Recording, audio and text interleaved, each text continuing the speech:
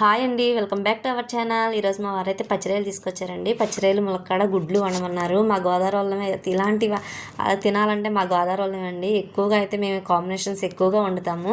పచ్చిరొయ్యలు గుడ్లు ములక్కాడ, పచ్చిరొయ్యలు బెండకాయ పులుసు, పచ్చిరొయ్యలు మామిడికాయ, పచ్చిరొయ్యలు బీరకాయ, ఇలా చాలా అండి చెప్పుకొని పోతే.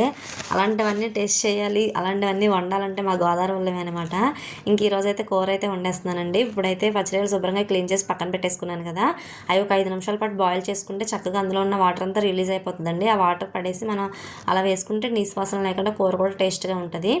ఇంకా చక్కగా ప్యాన్ పెట్టేసుకొని ఆయిల్ వేసేసుకొని అందులో కొంచెం పసుపు కూడా వేసేసుకుని గుడ్లు అయితే ఫ్రై చేసేసుకొని తీసేసుకున్నాను.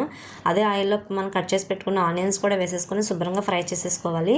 తర్వాత కొంచెం ఒక స్పూన్ అల్లం వెల్లుల్లి పేస్ట్ కూడా వేసి పచ్చివాసన పోయేంత వరకు ఫ్రై చేసుకొని మనం కట్ చేసి పెట్టుకున్న టమాటాలు కూడా వేసేసుకొని శుభ్రంగా మగ్గబెట్టేసుకోవడమే. అవి కూడా అది శుభ్రంగా మగ్గిపోయాక మనం కట్ చేసుకున్న ములక్కాడ ముక్కలు, బాయిల్ చేసుకున్న పచ్చిరొయ్యలు కూడా వేసేసుకొని కొంచెం టేస్ట్కి సరిపడా కారం కూడా వేసేసుకొని శుభ్రంగా కలిపేసుకొని తగినంత వాటర్ అయితే పోసేసుకోవాలి. కొంచెం వాటర్ పోసుకున్నాక అన్నీ కలిపేసుకున్నాక మనం గుడ్లు వేసేసుకోవడమే అనమాట. కూర అయితే చాలా బాగుంటుందండి. ఇంకా చక్కగా ఉడికిపోయింది కదండి. కొంచెం గరం మసాలా, కొంచెం కొత్తిమీర వేసేసుకుంటే మన కూర అయితే రెడీ అయిపోయింది. నా వీడియోని అయితే సబ్స్క్రైబ్ చేసుకోండి.